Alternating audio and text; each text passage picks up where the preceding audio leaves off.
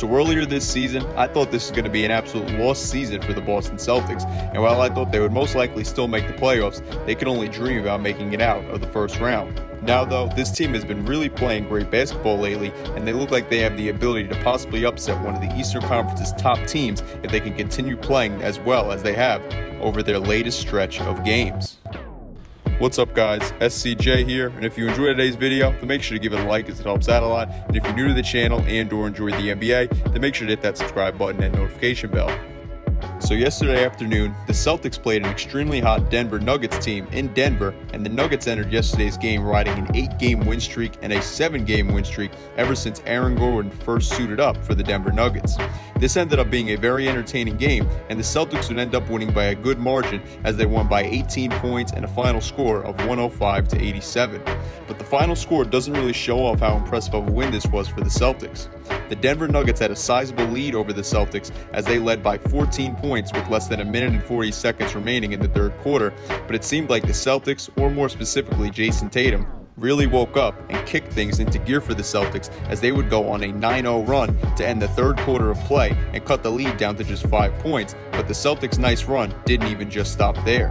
In the fourth quarter, the man I mentioned, Jason Tatum, really went off as he dropped 14 points in the fourth quarter alone and came up with some great playmaking and big shots for the Celtics. He, along with the other Celtics players, played so great that they ended up absolutely dominating the extremely hot Denver Nuggets in the fourth quarter, outscoring them 31-8 in the final 12 minutes of regulation. Not only that, but if you remember and also include that 9-0 run they went on to finish the third quarter that I mentioned before, that means the Celtics finished the game on an insane 40-8 run. When you do that against the absolute hottest team in the NBA, I think that's very impressive, and there's something to say about that. It seems like ever since the Celtics lost to the Mavericks, or ever since the month of April began, the Celtics have really started to lock in and realize that the final stretch of the season is now upon us. Prior to April, the Celtics were allowing their opponents to shoot the 14th highest field goal percentage, the 12th best three-point percentage, which will kill you with how many threes are attempted by teams in today's NBA, and they also were exactly middle of the pack, allowing their opponents to score the 15th most points per game with 111.3 points allowed per game. Not to also mention, the team had the 10th worst defensive rating in the entire league prior to April, as they were also allowing their opponents to score the 7th most second chance points. Now though, all of that has changed lately. The Celtics have really began to clamp down defensively. Ever since the month of April began, the Celtics have held their opponent to the 2nd lowest field goal percentage, the 10th lowest three-point percentage, so big improvement from their opponents shooting the 12th best three-point percentage against them, and their opponents have also made the lowest number of field goals and the 10th lowest number of three-pointers as a result of that. The team has not only forced their opponents to struggle shooting the ball, but they've also allowed their opponents to grab the 3rd lowest amount of rebounds, dish out the 7th lowest number of assists, and they have held their opponents to the 3rd lowest number of points in the entire league over this span. That's impressive when you figure they've played some of the top offensive teams in the entire league over this stretch, such as the Philadelphia 76ers and the Denver Nuggets, who have had the best 5-man lineup of any team in the NBA ever since they made the Aaron Gordon trade. The Celtics' opponents have also blocked the 2nd least amount of shots while attempting the 4th most blocks per game, and they've also had the 3rd lowest plus-minus rating in the entire NBA. So the Celtics have really been forcing their opponents into playing inefficient basketball as of late. Diving even further into their defensive numbers, just to prove how much they've stepped up defensively lately, they have just narrowly missed out on the 4th best defensive rating, as they have had the 5th best rating with 105.3, which would make them the best defensive team in the NBA on the season if they held that rating for a full 72-game season like we see this year. The Celtics also just narrowly missed out on being a top 10 team in every other defensive category, as they were 0.2 points off of being a top 10 team in the least amount of points off of turnovers, but everything else they've been a top 10 team in. Over this recent run, the Celtics have given up the 10th least amount of second chance points compared to prior to April, when they gave up the 7th most in that area, and they've also have given up the 8th least amount of fast break points and the 5th lowest amount of points in the paint since the calendar flipped to April of 2021. So this team has really seemed to step up their game lately, and their intensity has really stepped up defensively as well, to say the least. In terms of their own team stats, the Celtics offensively haven't been bad, but they also haven't been great, as they're not top 10 in field goal percentage, and they just miss out on being top 10 in points per game and three-point percentage, as they are 11th in both of those categories. The team has shot the ball extremely well from the free throw line, as they come in with the third best percentage in there over that span. But the problem is their inability to draw fouls and get to the stripe, as they've attempted the 11th least amount of free throws overall this season and the 7th least amount of free throws since the month of April began. So that's not something you want to see when your team has done an excellent job at making their shots when they get to the line. The team has done decent or very good in pretty much all of the other areas, though, as they have averaged the 9th most rebounds, the 11th most assists, and the 4th most blocks per game over this stretch. The team has also had the 3rd best plus-minus rating next to the extremely talented and hot Phoenix Suns and Utah Jazz, who are the 2 best teams in the league currently. So that's great company for the Celtics to be in, to say the least. So the Celtics have played very good basketball lately, and beyond winning 5 of their last 6 games, or ever since the month of April began, the team has also won 7 of their last 10 games and beaten teams such as the Nuggets, like we talked about earlier, as well as the Bucks, the Knicks, and the Hornets. So they not only have played good, but they've also seen some improvements from the man who is undoubtedly their best player, Jason Tatum. If we look at Tatum's numbers from the beginning of the season until March, he really struggled shooting the ball, as he shot a field goal percentage of 43% and 36% from beyond the arc.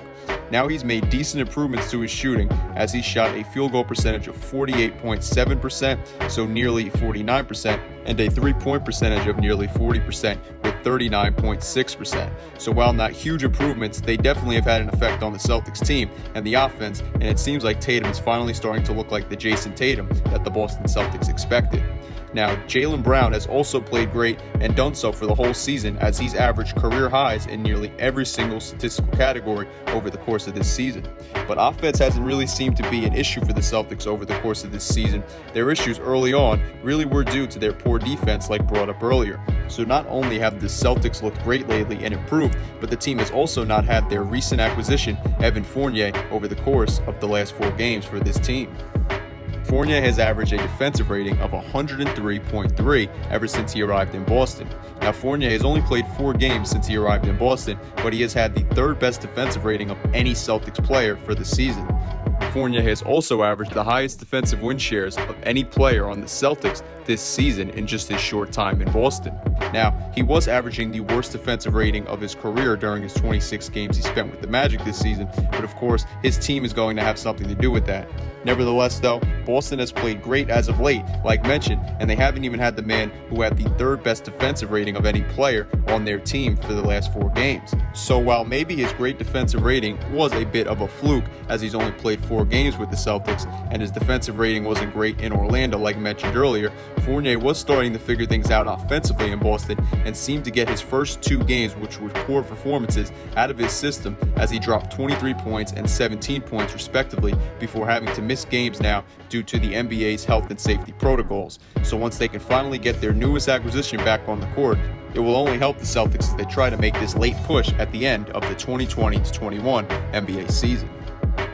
Now, the Celtics do have some tough games remaining, as they'll face teams such as the Blazers, Nets, Suns, and Heat among some of their opponents. They do, however, have a schedule that's the 14th hardest, so nearly middle of the way in terms of the hardest remaining schedules for the rest of the season. So with the Celtics currently in position to play in the NBA's play-in tournament before the playoffs this season, this is a perfect chance for them to make a run and improve their seeding so that they don't have to play in the play-in tournament prior to the first round, as the Hornets are only ahead of them because of the tiebreaker that they have over the Celtics. And of course, the Hornets will be without starting point guard and the Rookie of the Year favorite this season before he had a season-ending injury, LaMelo Ball. So the Celtics have a great chance to prove they truly are for real and make sure they don't have to play in the play-in tournament before the first round of the 2021 NBA playoffs. Defense is something that truly comes down to mindset and effort. So if the Celtics can continue to play with this same mindset and effort, there's a chance that they can cause problems to the top teams in the Eastern Conference,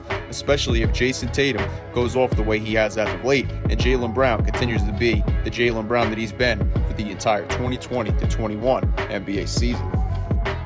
So even though earlier this month the Celtics did struggle against the Eastern Conference's top-seeded 76ers, they still did get good performances in that game, played well, and yesterday it seemed like they learned from their play against the Sixers and finally started to put things together on how they need to play in order to beat some of the top teams in the league going forward. I want to know, though, what you guys think about the Celtics' level of play lately, their win yesterday, or anything having to do with the team down below in the comment section. Like mentioned before, though, if you like this video, then make sure to give it a like, it helps out a lot. And if you're new to the channel and or enjoy the NBA, then make sure to hit that subscribe button and notification bell. That way you stay up to date with my newest content. Anyway, though, guys, I'm SCJ, and I am out. Peace.